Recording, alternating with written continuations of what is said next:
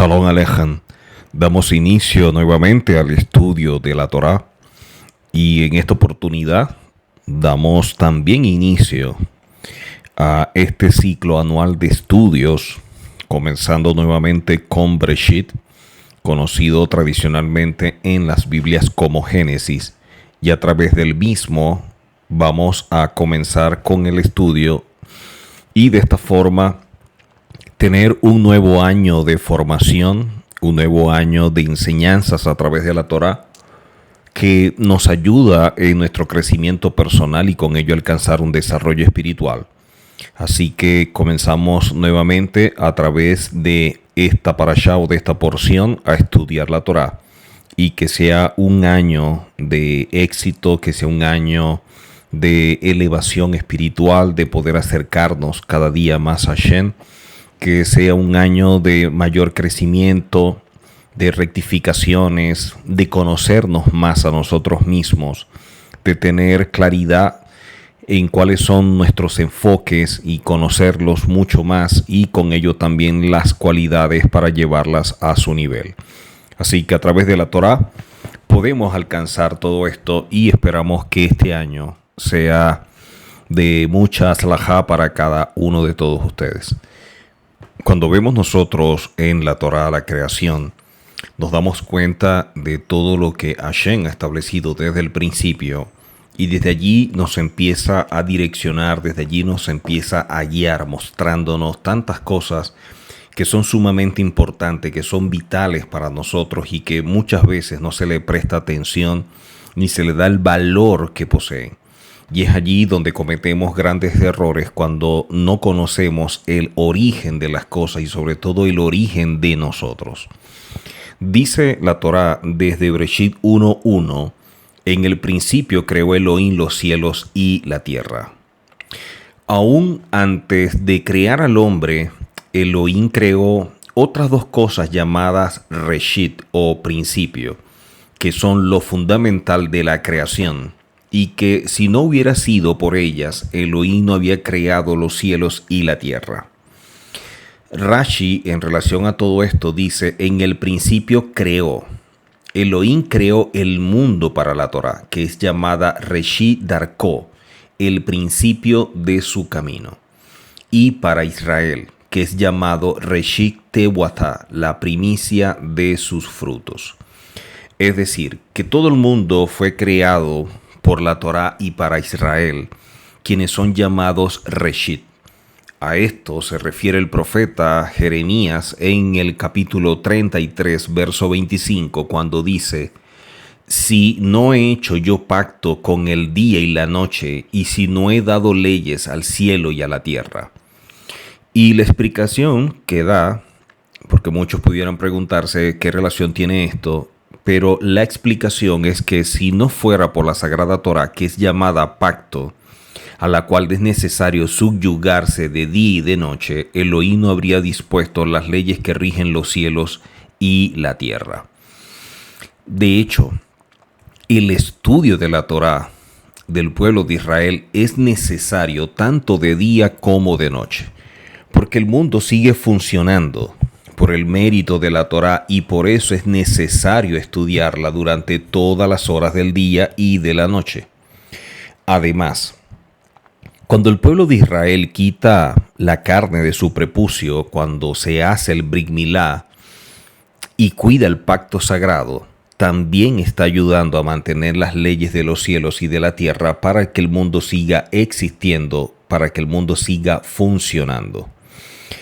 Dijeron nuestros sabios: los sadiquín o los justos al morir son llamados vivos, y los malvados o los rasha en vida son llamados muertos. Entonces, los justos al morir son llamados vivos, pero los malvados o el malvado, el rasha, estando vivo es llamado muerto. Cuando la persona se aleja del servicio divino, cuando la persona se distancia de su creador y hace algo malo, atentando contra la Torá, es visto como una separación, es visto como una muerte. Cuando vemos acá que la persona hace algo malo palabra cuyas iniciales implican su propia voluntad, sigue cayendo en sus actos cada vez más porque un pecado provoca otro pecado hasta que finalmente la persona se convierte en un rasha, un malvado, cuyas letras también son las iniciales de por su propia voluntad. Debido a la maldad, la presencia divina se aleja de la persona hasta que finalmente ésta queda sin supervisión.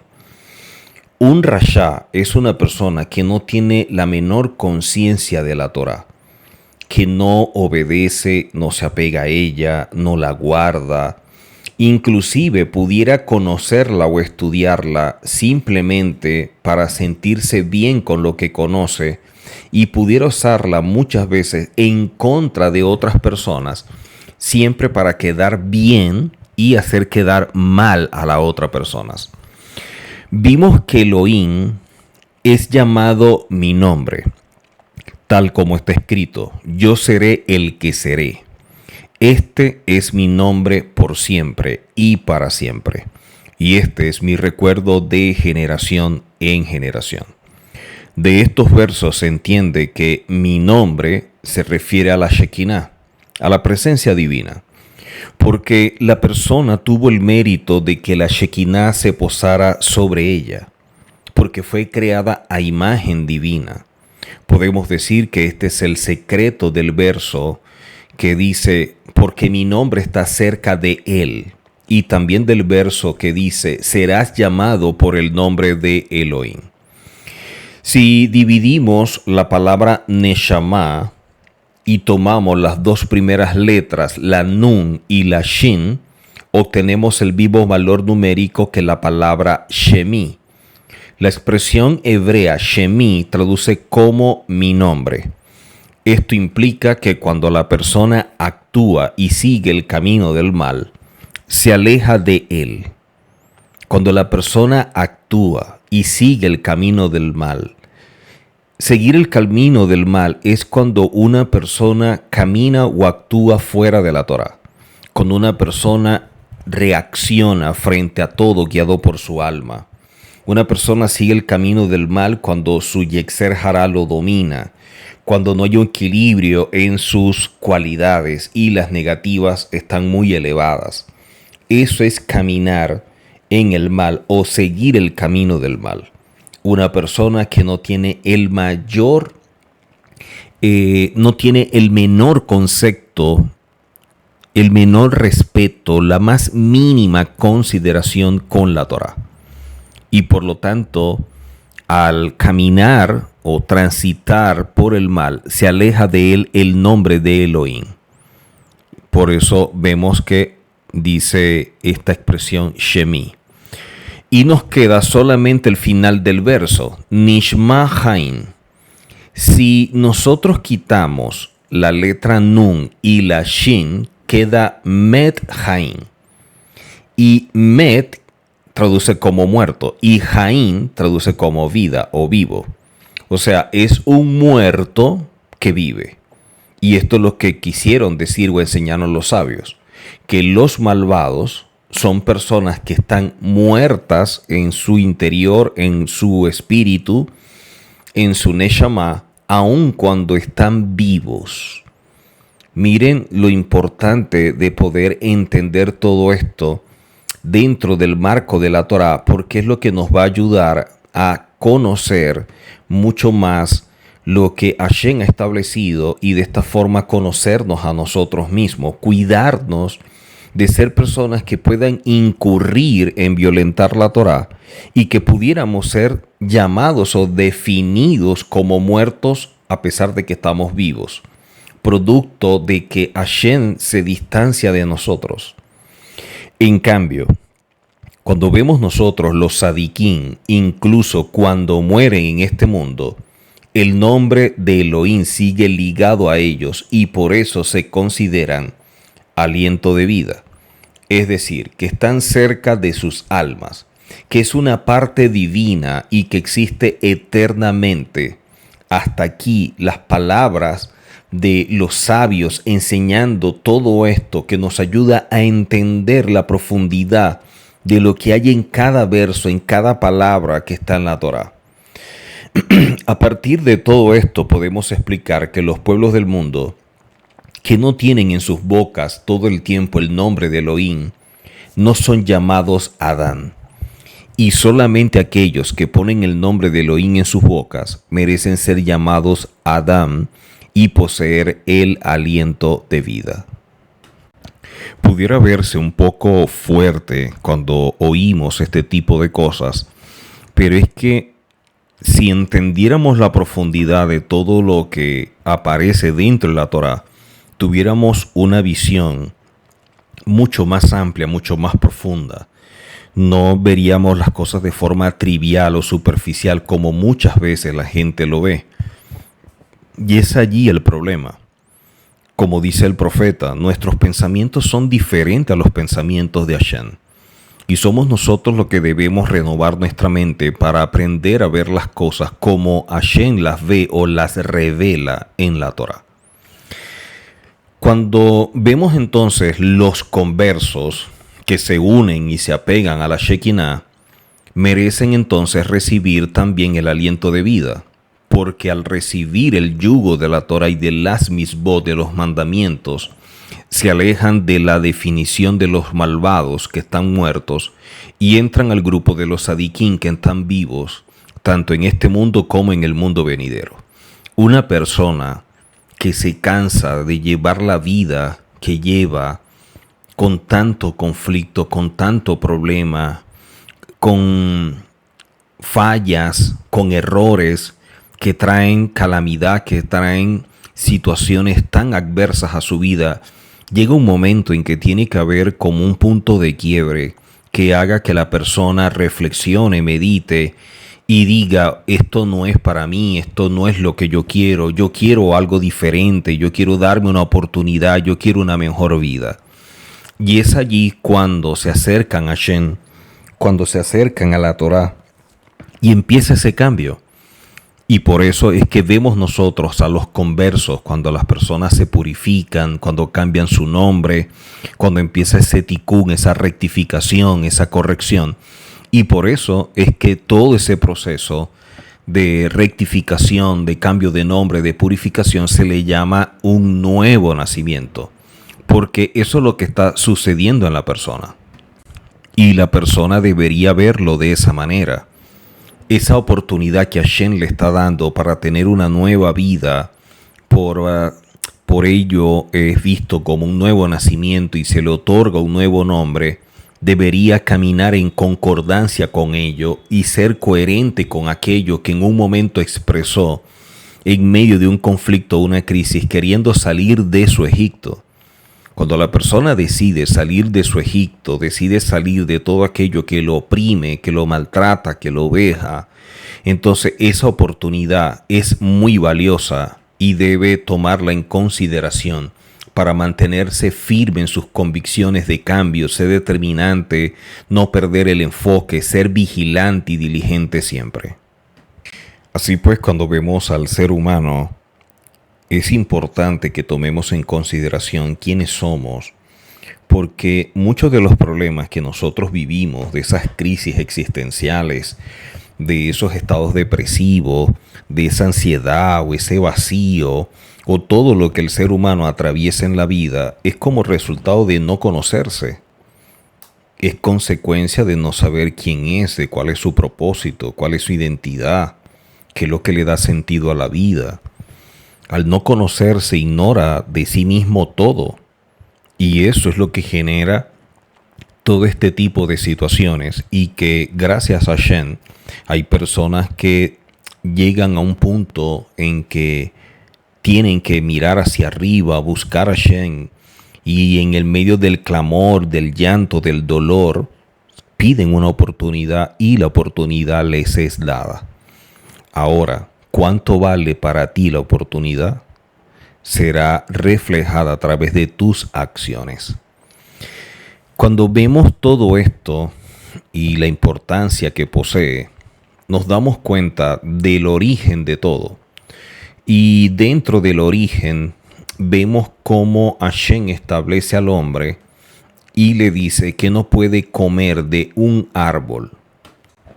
Y partiendo de acá, es que nosotros empezamos a conocer muchas cosas que nos van a ayudar a comprendernos, a conocernos. Vemos en la escritura que dice, pero el árbol del conocimiento del bien y del mal no comerás, pues el día en que comas de él ciertamente morirás. Breshit o Génesis 2:17. Elohim le dijo a Adán Harishon, si comes del árbol del conocimiento, en castigo o como consecuencia morirás. Pero no se entiende este castigo, porque si Adán Harishon moría, ¿quién iba a cuidar el Shabbat? ¿Quién iba a estudiar la Torá? ¿Quién iba a cumplir con todas las misbot? ¿Acaso por un solo pecado de Adán Harishon Elohim iba a destruir todo el mundo? Aún más difícil de entender es cómo Adán Harishon iba a poder hacer teshuvah o arrepentirse por su pecado si moría de inmediato. Además, de acuerdo con la opinión de nuestros sabios, Elohim preparó la teshuvah antes de crear el mismo mundo, como aparece registrado en Pesajim 54a. Pero sabemos que en verdad Adán Harishon no murió el mismo día que comió. Tal vez logremos entender mejor esta consecuencia si explicamos a qué llama la Torá muerte.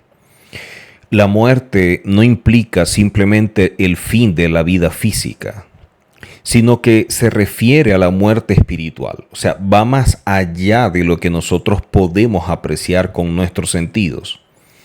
Elohim le estaba insinuando a Adán Harishon que si él pecaba comiendo del árbol del conocimiento, sería considerado como un malvado. Y los malvados, aunque estén vivos, son llamados muertos, como aparece en Berajot 18b. Entonces, cuando vemos nosotros en la Torá que se habla de muerte, estamos hablando de una condición espiritual que viene a ser el resultado de las acciones del hombre que violenta la Torá.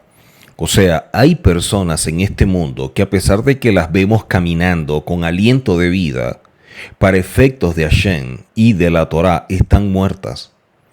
Y a esta muerte se refiere la Torá.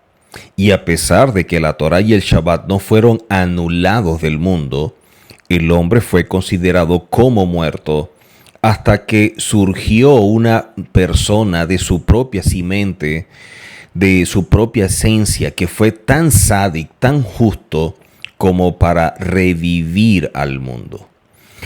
Luego del pecado, Adán Harishon se dio cuenta de que estaba desnudo, y esto también se refiere al hecho de estar desnudo de misbot. Rashi sobre Breshit 3.7 hace este comentario, que Adán al fallar se ve desnudo, se ve desprotegido, descubierto de los mandamientos. O sea, él veía que los mandamientos era como la vestidura que él poseía. Y al fallar o al pecar, esa vestidura ya no la posee. En ese momento, el hombre cosió un cinturón, hagurá, de hojas de higuera. Por eso muchos piensan que de la higuera fue que comió el fruto, porque era lo más cercano, para cubrirse con este cinturón, y esto se considera como un principio de teshuvah.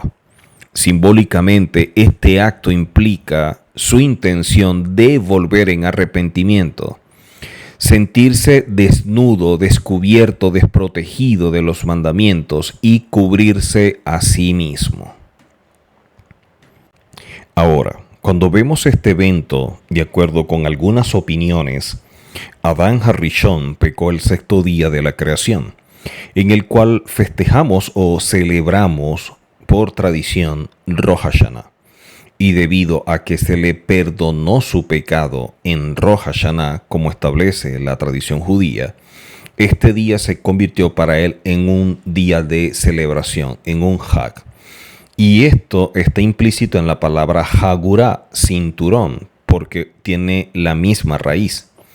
Si tomamos la palabra en hebreo, podemos dividirla en Hag Ura, esto implica pecó el sexto día de la creación. El valor numérico de la letra Baf es 6. Hizo Teshuvá en el día que es Rosh Hashanah, que son las iniciales del mismo. Y este día se convirtió para él en una gran celebración. Veamos ahora en la Torá, en el capítulo 1, para que entendamos mucho más todo esto, verso 26. Cuando la escritura dice, entonces dijo Elohim, hagamos al hombre a nuestra imagen, conforme a nuestra semejanza.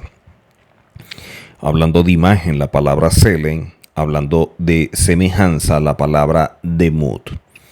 Y ejerzan dominio sobre los peces del mar, sobre las aves de los cielos, sobre el ganado, sobre toda la tierra y sobre todo reptil que recta sobre la tierra. Comenta Rashi, y creó Elohim al hombre con su imagen, es decir, con el molde hecho específicamente para él, el hombre. Quiere decir que la forma en que fue creado el hombre es única, es algo especial, pues todo lo demás fue creado por medio de la palabra divina, mientras que, por así decirlo, el hombre fue creado directamente con las manos de Elohim. ¿Cómo se declara? Y pusiste tu mano sobre mí, como aparece en el Salmo 139. El haber sido creado directamente con las manos de Elohim implica que el ser humano posee un grado de cercanía al Creador más grande que el de los demás seres. No hay un ser creado de la misma forma que Hashem creó al hombre. El hombre fue hecho con un sello, como una moneda hecha por medio de la impresión de un sello sobre metal, algo único, un modelo inigualable. O sea, cuando nosotros nos vemos al espejo, deberíamos reconocer que fuimos creados por Hashem y que le debemos todo, porque no somos cualquiera, somos la creación de Hashem. Cuando vemos la palabra imagen, que es la palabra selen, se aplica a la forma natural. Esto quiere decir que Hashem, al crear al hombre, lo constituye de una forma totalmente diferente. Cuando habla de su imagen, es la sustancia de lo que él posee, la esencia, por la que viene a ser lo que es y lo que forma su verdad. O sea, si queremos conocernos, debemos saber y conectarnos con nuestra esencia, que a su vez nos conecta con Hashem. En el hombre, este algo es donde viene la comprensión humana, y a causa de esta comprensión intelectual se ha dicho de él, a la imagen de Elohim lo creó. Por eso mismo, hablando de los impíos, se ha dicho también, tú desprecias su imagen, como aparece en el Salmo 73. Maimónides dice que por esta razón se le llamaba a los ídolos Selamín, no por su forma o su figura, sino por lo que representaba, por su esencia, por su naturaleza. Y es donde nosotros deberíamos centrarnos, poder ver hacia adentro, hacer una introspección, conocer nuestro mundo interior para descubrir esa esencia que hay en nosotros. ¿De qué estamos hechos? ¿Cuál es nuestra naturaleza? ¿Qué representamos? La palabra selen o imagen se aplica a la forma natural. Quiere decir a lo que constituye la sustancia o esencia de las cosas, por la que viene a ser lo que es y lo que forma su verdad. En el hombre este algo es de donde viene la comprensión humana, y a causa de esta comprensión se ha dicho de él, a la imagen de Elohim lo creó. O sea, no es algo físico porque Hashem es espíritu. De igual manera, cuando vemos nosotros, para que podamos entenderlo un poco más, vemos a alguien que actúa o se comporta de forma indebida en público y vemos lo que está haciendo, a veces pudiera salir el comentario de tal persona está dando una mala imagen. Cuando alguien hace un acto bochornoso o despreciable, un acto que es incorrecto, regularmente la gente dice, oye, pero qué mala imagen da esta persona. O esta persona no cuida su imagen. A esto es que se refiere, la esencia de la persona que se ve expuesta a través de sus acciones. Vemos entonces, en relación a la creación y todo lo que venimos hablando, que la Torá nos dice, y Él formó, o Él creó, y si observamos, si revisamos el texto hebreo, veremos que la palabra vayixer, que significa y formó, está escrita con una doble yod, cuando debería llevar solo una yod. Esta expresión aparece con una doble yod en contraste con los animales que sí tienen una sola yod. Esto indica que la creación del Adán no fue solo física, sino que Hashem lo creó con acceso a dos mundos, uno inferior y otro superior. Cada yod representa un mundo y hay dos, uno superior de donde brota la verdad y uno inferior donde vemos esta realidad. Y el hombre está conectado con ambos. Pero también la doble yod nos muestra las dos tendencias que podemos tener. Un yetzer hatov, un yetzer con una inclinación hacia aquello que es verdad, que tiene propósito y que está conectado con la vida, y por eso la relación con los mundos superiores, y otra yod que representa el yetzer hara, que es la mala inclinación, el aferrarse a lo terrenal, el apegarse a la carne, a todo lo que es esta realidad que nos separa, que nos aleja de la verdad. Quiere decir que el yetzer que domine es el que va a someter al hombre. Si el yetzer hatov es el que domina, la persona siempre caminará guiado por la verdad y conectado con Hashem. Si lo somete o lo domina el yetzer hara, el hombre siempre estará conectado con la tierra y el apego a los deseos y las pasiones de una mente no renovada, lejos de la Torá. Y por lo tanto, a pesar de que está vivo, está muerto. En Génesis capítulo 2, versos 15 al 17, dice que tomó pues Hashem al hombre y lo puso en el huerto de Edén, para que lo labrara y lo guardase. Y mandó Hashem al hombre diciendo, de todo árbol del huerto podrás comer, mas del árbol de la ciencia del bien y del mal no comerás, porque el día que de él comieres ciertamente morirás. Recordemos que al ser creado el Adán estaba en un nivel espiritual muy elevado. Hablamos de captar, de percibir todo lo espiritual de forma natural. Tenía un nivel de conciencia muy alto y eso les permitía que su neshama se conectara con todo lo creado. De esta manera podía ejercer autoridad delegada de Hashem y colocar nombres a todo porque podía ver la esencia, el selen de lo que había en cada cosa creada. Quiere decir que al ver la esencia podía comprender lo que internamente tenía aquello que estaba viendo y poder entender lo que representaba su propósito y todo lo que tenía.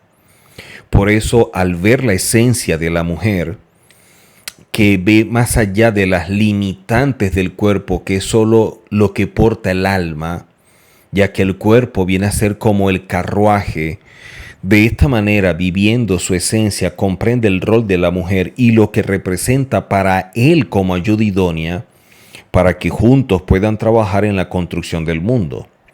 O sea, mientras que Adán ve la esencia de la mujer de Eva, vive más allá de todas las limitantes que puede ocasionarnos el cuerpo, ya que nuestra vida está realmente en el Neshama,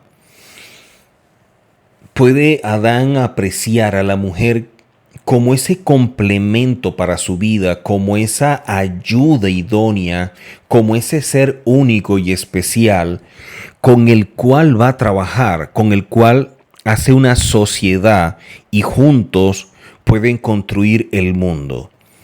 Pero la única forma de construir el mundo es que la persona aprenda a construirse a sí mismo, que la persona aprenda a conocerse.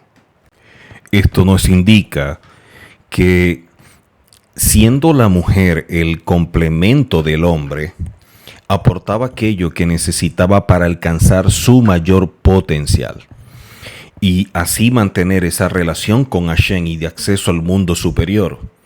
Por eso el hombre no puede alcanzar su propósito, su mayor nivel, al menos que esté con una mujer con la cual se construye.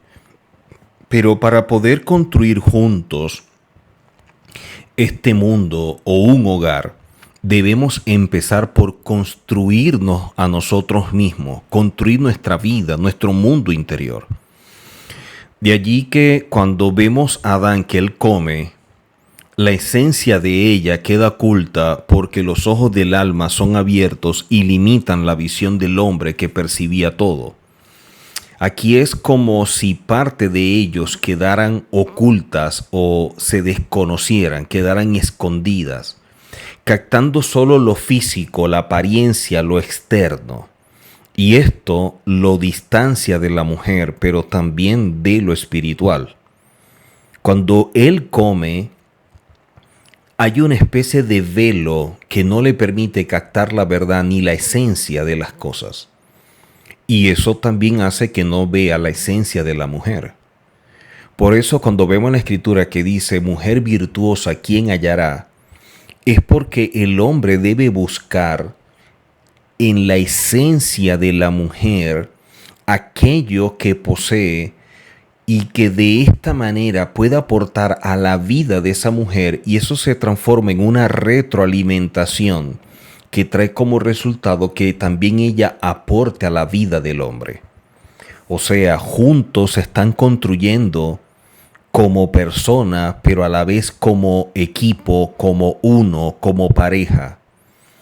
Y eso es lo que perdimos nosotros en Adán. Perdimos esa capacidad de ver más allá, esa capacidad de conectarnos con el plano espiritual, con la verdad, con la esencia del ser humano. Y quedamos sujetos a ver simplemente lo externo. Y si la persona no se da la tarea de buscar la esencia, de ver más allá, siempre las relaciones, siempre el contacto que tengamos con otra persona y la forma en que podamos compartir va a ser basado en la apariencia, va a ser basado en lo que vemos en medio de tantas limitaciones que nosotros poseemos. De esta manera es que ellos se cubren porque no entienden qué sucedió, porque andan atrapados en la realidad que se transforma en una especie de prisión o de cárcel que no solo oculta la esencia del hombre, sino que también oculta la presencia divina en este plano. Así que ahora el mundo, que en hebreo es Olam, quedó oculto, que es la palabra Elén. Miren que se escriben de la misma forma. La tarea de cada uno de nosotros es revelar a Hashem en este plano terrenal, en este plano inferior, hablando de la espiritualidad. Pero para poder hacerlo, necesita quitarse los velos que lo limitan, que son los kelipot. Mientras más nos acercamos a nuestra esencia, más pura es el alma. Y allí es donde tenemos un grave problema. Porque cuando alguien se casa con otra persona o alguien te va a ayudar, no te está acercando a su esencia. Se está te está guiando o te está llevando para que tú te conectes con lo que la persona desde su percepción, desde su criterio, desde su mundo, es el modelo o la forma correcta que él percibe. Entonces, en vez de acercarse la persona a sí mismo y conocer su esencia, se está alejando porque lo están privando de conocerse. Porque le están diciendo tú deberías hacer así y ser esto y ser esto y ser esto. Regularmente es a través de una imposición o a través de la manipulación, a través de la ofensa, a través de la presión. Y muchas veces la persona termina anulándose por completo. Pero cuando la persona en verdad te ama, porque eres su pareja, te ama porque eres su hijo, te ama porque eres ese discípulo, la persona te va a tratar con respeto, te va a tratar con comprensión, te va a tratar de la mejor forma para que tú te conectes con tu esencia, para que tú te conozcas. Te va a mostrar cosas que te alejan de la verdad, cosas que te alejan de tu esencia. Y te va a acercar a aquello que te ayuda a conectarte con Hashem porque te conecta contigo mismo. Y eso es sumamente importante para nosotros. Tener personas que puedan ver los errores, los defectos, la falla y viendo más allá, porque ven la esencia, se dan cuenta, si esta persona cambia esto y cambia aquello o deja esto porque se apega a la Torá, porque conoce la Torá, porque asume la Torá como estilo de vida, se va a conectar con la verdad de Hashem, se va a conectar con su esencia y veremos a la persona más hermosa y más maravillosa, la mejor versión de esa persona. El problema es que la gente no ve la esencia, pero tampoco busca verla. La gente no está buscando y queriendo hallar a la mujer virtuosa. La gente se está llevando por la apariencia. Y la verdadera persona, la que está adentro escondida y que la gente no quiere descubrir, porque la apariencia lo es todo. Porque él está buscando desde su ceguera, está buscando desde su limitación, está buscando desde sus carencias. Y eso es lo que hace que cometa tantos errores. Cuando vemos la creación, vemos al hombre y vemos cómo falla, cómo comete este pecado, en Génesis capítulo 3, verso 9 y luego el verso 10 y 11, dice de la siguiente forma: pero Hashem Elohim llamó al hombre y le dijo. Vemos acá algo importante porque dice que Elohim llamó al hombre. Elohim llamó al hombre y le pregunta, ¿dónde estás? Entonces uno diría, si Hashem lo ve todo y está en todas partes, ¿por qué le pregunta dónde estás? ¿Acaso no lo ve y no se da cuenta? Pero es que nosotros, la manera de interpretar y ver las cosas es con tantas limitaciones que nos hacemos las preguntas incorrectas. Porque nuestra forma de ver también es incorrecta. Cuando Hashem le pregunta ¿dónde estás?, no se relaciona con el lugar. O sea, ¿cómo se va a ocultar de Hashem que está en todas partes? Cuando Hashem le pregunta ¿dónde está?, le está diciendo en relación a su posición y condición espiritual. Adán, espiritualmente, ¿dónde estás? ¿Cuál es tu condición? ¿Cómo te ves? ¿Hasta dónde has caído? ¿Hasta dónde has descendido que te cubriste para tratar de ocultarte?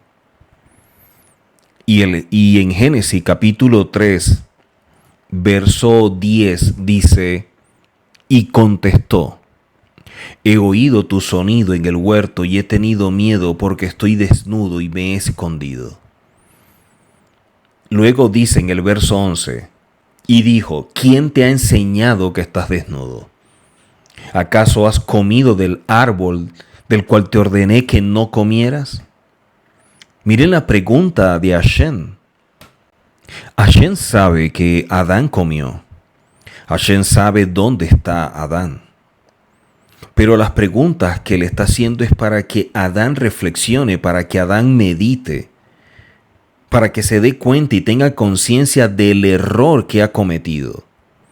No para que Hashem se dé cuenta, porque ya Hashem lo sabe. Es para ver si se da cuenta él. Verse desnudo Adán viene a ser el resultado de comer del árbol. Y ahora, producto de haber comido y desconectarse o desligarse de Hashem y perder esa visión, la forma de percibir todo, de captar la esencia de todo, carente de todo esto, con tantas limitaciones, ahora ve todo distorsionado. Y empieza Adán y de allí el ser humano a crear su propia realidad a la cual está sujeto. La ropa es un símbolo de la kelipá que oculta la esencia del ser y la chispa de Hashem en cada uno de nosotros que debe ser revelada. La ropa es la forma como quedamos limitados. Eso es lo que nos cubre la visión. Por eso la ropa es símbolo de la kelipá, porque oculta la esencia, oculta la verdad del ser humano.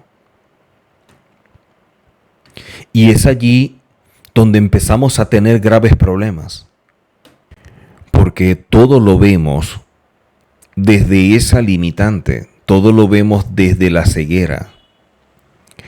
En Bereshit capítulo 2, verso 18, Rashi comenta que un alma gemela, vemos allí en Bereshit capítulo 2, verso 18, cuando vemos la creación, Rashi comenta que un alma gemela es aquella que ayuda a su pareja a cumplir con la misión de su alma en este mundo a través de una combinación de ayuda y oposición. La definición judía del alma gemela se refiere a dos personas conectadas en su esencia, ayudándose mutuamente para completar la misión que le fue otorgada y por la cual fueron enviados a este mundo. O sea, cuando yo encuentro a esa alma gemela, estoy encontrando a aquella que me ayuda a alcanzar un propósito y de allí que todos los objetivos le den sentido a la vida. Por lo tanto, si la persona hace un buen trabajo, entonces su alma gemela lo alienta, lo motiva. De lo contrario, si la persona no está haciendo un buen trabajo, si no está conectado con la verdad, si no está apegado a la Torah de Hashem, el alma gemela se vuelve una fuerza opuesta y lo va guiando a su camino de rectificación, y por eso los conflictos, porque trata de mostrarle y hacerle ver lo que la otra alma no ve. Y por eso es que decíamos de Proverbios 31:10, mujer virtuosa, ¿quién la hallará? Porque lo virtuoso de la mujer está en su esencia, que era lo que Adán podía ver al principio cuando fueron creados, porque no tenían limitaciones ni los velos ni los kelipot que lo escondían. Y por eso él se cubre con la ropa, porque la ropa representa la kelipá, representa el velo, y por eso la esencia queda escondida. Por eso hallar una mujer virtuosa es ver más allá de lo físico. Es cuando la limitante o el obstáculo de lo físico se supera para ver la verdadera esencia de la persona.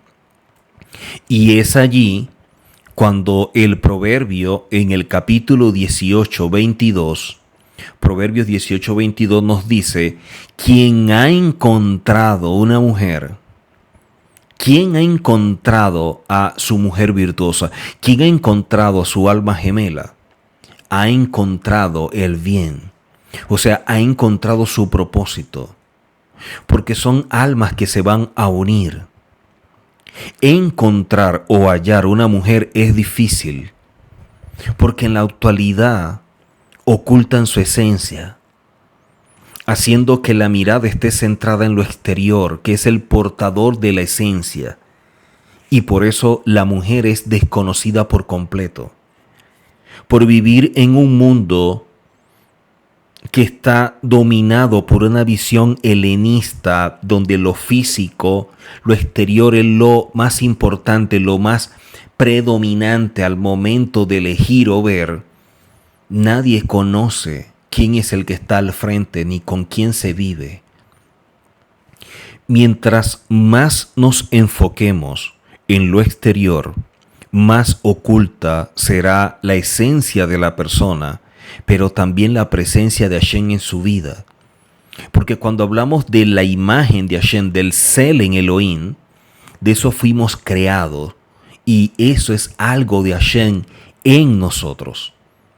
Por eso la palabra yadá, conocer, es ver la esencia de la otra persona para conectarnos con ella y poder complementar la construcción de nuestro mundo interior y ser liberado de la realidad que es una prisión, que es un Egipto que nos limita, que nos esclaviza. Y por eso necesitamos a alguien que nos ayude a salir y otro que desee salir. Cuando un hombre, vemos nosotros en la Escritura,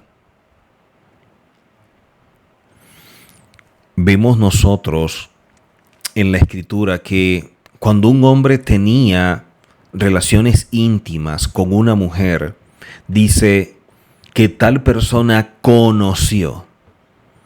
Y esa palabra conoció es la misma palabra yadá que dijimos previamente. Es la misma palabra que aparece en Génesis 4:1, en Génesis 4:17, en Génesis 4:25, en el primer libro de Samuel capítulo 1:19, en el primer libro de Reyes capítulo 1 verso 4. Estamos hablando de que ese acto de intimidad de dos personas que se ven, que se conocen a través de este acto, es visto el acto en sí mismo de forma errada para la gente de este mundo. Porque el acto de intimidad, el acto de relación que tiene el hombre y la mujer, no podemos separar lo espiritual de lo que nosotros podemos sentir en la carne, porque somos uno, espíritu y carne. Si entendemos el todo del acto, entonces se llega al nivel de Kedusha. Por eso, cuando nosotros decíamos previamente que la kelipá, que el velo, es visto como la ropa que se coloca a Adán y con ella cubre también a Eva, cuando un hombre y una mujer se unen y van a estar juntos y van a tener esa relación, ese momento de intimidad, al quitarse las ropas, se están mostrando tal cual, en cuerpo.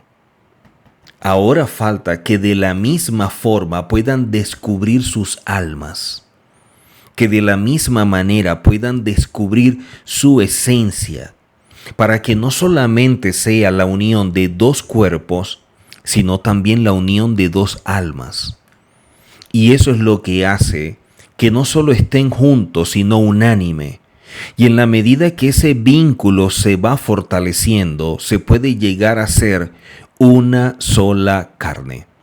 Y ese es el objetivo. Ese es el objetivo. Vemos nosotros en el primer libro de Samuel, capítulo 1, verso 17 al 19, que la escritura dice: Elí entonces respondió y dijo: ve en paz, y el Elohim de Israel te otorgue la petición que le has pedido. Ella dijo: halle tu sierva gracia ante tus ojos. Y la mujer se fue por su camino y comió, y su semblante ya no fue como antes. Por la mañana madrugaron y se postraron delante de Hashem. Luego regresaron y llegaron a su casa en Ramá, y Elcana conoció a Ana su mujer, y Hashem se acordó de ella. Este episodio nos muestra la importancia de esta conexión, como lo es el conocer. El conocer, el tener esa conexión profunda, fuerte, sin esos obstáculos, es lo que nos permite ver más allá de las limitantes que tenemos nosotros a través de la vista.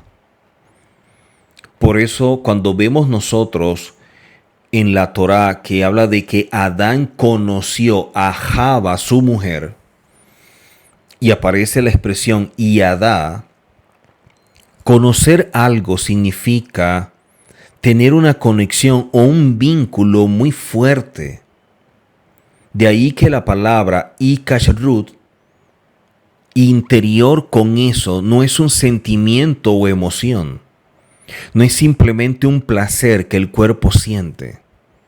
El propósito de conocerse no se logra porque las personas solo ven el acto y la intimidad como un asunto de placer, como algo excitante, como algo que hace que su cuerpo y sus hormonas se alboroten y una serie de cosas y procesos que se dan dentro del organismo. El conocer y estar con la pareja va más allá de eso, aunque el cuerpo reaccione de esa forma. Y por reaccionar de esa manera no significa que no sea espiritual. Es espiritual. Lo que pasa es que solamente se está viendo desde el lado humano. Y por eso la persona sabotea el acto al no ver más allá de la unión de dos personas, de dos almas. Simplemente lo están viendo como un momento placentero, un momento de gusto, de deseo, de pasión. Y es allí donde está el grave error, que no se entiende lo que se está haciendo. Cuando vemos todo lo creado, nos damos cuenta que Hashem creó al hombre y dentro de la creación está el Jogma, Binah y Da'at, que traduce como la sabiduría, el entendimiento y el conocimiento. Son tres elementos importantes en el ser humano. El Da'at no permanece en plano mental, sino que transforma la mente en una experiencia que tiene influencia decisiva sobre el universo de las emociones y las acciones. El Da'at crea un puente entre la conciencia y el sentimiento. El Da'at es la llave que comprende a los 6 atributos del corazón. Por eso cuando vemos en la Escritura, no es bueno que el hombre esté solo, está hablando de que el hombre no puede alcanzar su propósito, su mayor nivel espiritual. De allí que la ayuda idónea para completar al ser creado por Hashem y transformarse en el Adán. La unión de ambos nos lleva a Da'at. Por eso Adán y Java, a pesar de haber estado desnudos, no se avergonzaban. Porque se mostraban tal cual, porque se veía era la esencia. Y eso es lo que se ha perdido. Cada día el enfoque se hace más a lo exterior, a lo físico, y se ignora por completo qué hay dentro de eso que me está llevando, que me está arrastrando, que me domina, que es lo físico, el cuerpo. Y a eso se le está rindiendo culto. Cuando Adán pecó y comió del árbol del conocimiento, hubo una interrupción del flujo de la santidad y trajo oscuridad al mundo, transformando todo esto en confusión y vacío. En Génesis capítulo 3, verso 7, vemos que ellos cosieron hojas de higuera y se hicieron delantales. Por eso está escrito en Génesis 3:21 que Elohim les cosió prendas de piel, dice or, pero con la letra Ain, y de acuerdo con la versión de Rabí Meir se trataba de prendas de luz, de or, pero escrito con la letra Aleph, no con la Ain. Si nos detenemos a pensar en la distancia que separa este mundo del mundo venidero, puede parecernos que la distancia es enorme o incalculable. Pero si ahondamos en el tema, veremos que la distancia es mínima, como enseñan los rabinos, como el grosor de un cabello. La persona puede levantarse y caer con la misma rapidez, ya que la Kelipá está por todos lados. Si Hashem creó este mundo y todo este mundo simplemente es un lugar de cambio, de transformación, de procesos para entrar al mundo venidero, quiere decir que no nos estamos preparando para el mundo venidero. Quiere decir que la gente no está entendiendo el propósito por el cual estamos acá. Y es allí donde tenemos grandes problemas. Porque eso es lo que está haciendo que nos separemos cada día más de Hashem. En vez de acercarnos, nos está alejando. Y es porque estamos reforzando los velos o los kelipot que tenemos y con ello la distorsión que tenemos de todo. Por eso cuando vemos nosotros al principio que Adán falla y come del fruto, la palabra que aparece allí en hebreo dice Gen Adán haya keha mimenu yada tov barja. Y esto traduce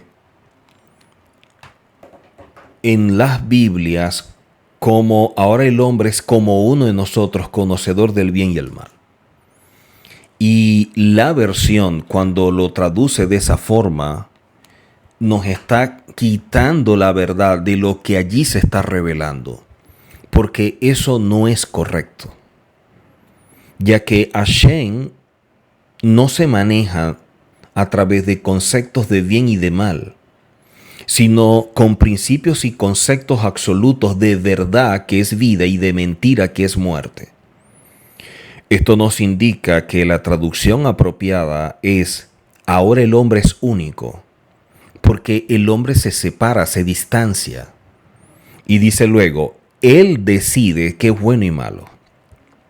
Entonces, separado de Hashem, con un velo que es la Kelipá, con limitaciones para poder ver y ahora carente de poder captar la esencia de todo, ¿cómo el hombre puede decidir qué es bueno y malo? ¿Desde cuál criterio? ¿Cuál es el juicio de valores que posee? Es el mismo de este mundo, es el mismo de esta realidad. Por eso su juicio es irrelevante cuando hablamos de la verdad. Porque el hombre no se rige por la Torá, sino que establece su juicio de valores sobre la base del dimión, que viene a ser la imaginación. Independientemente si es verdad, el hombre solo responde a su intelecto o a la imaginación. Por eso, cuando vemos el árbol del bien y el mal, surgen muchas preguntas al respecto. Porque si hubiera podido decir el árbol de la verdad y la mentira, o de la vida y la muerte, porque el árbol en sí mismo no era malo, sino la acción del hombre a querer comer de él cuando estaba prohibido.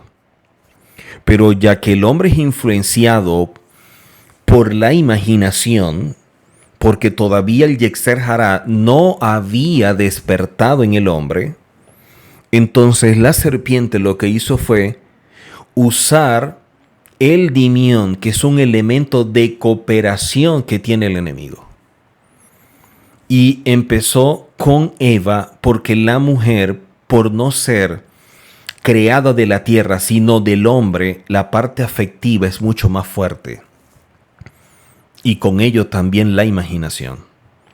Entonces, si él podía inculcar esas ideas, esos pensamientos a ella, y podía dominar la imaginación de ella, manipulándola a su favor, iba a ganar también a Adán. Porque no sería la serpiente la que hablaría con Adán, sino la mujer siendo enviada por la serpiente. Entonces, siendo que el hombre ahora carece de esa visión para captar la verdad y la esencia de las cosas, quedaron ciegos, quedaron limitados, quedaron sujetos a esta realidad y de allí empezaron a forjar su carácter.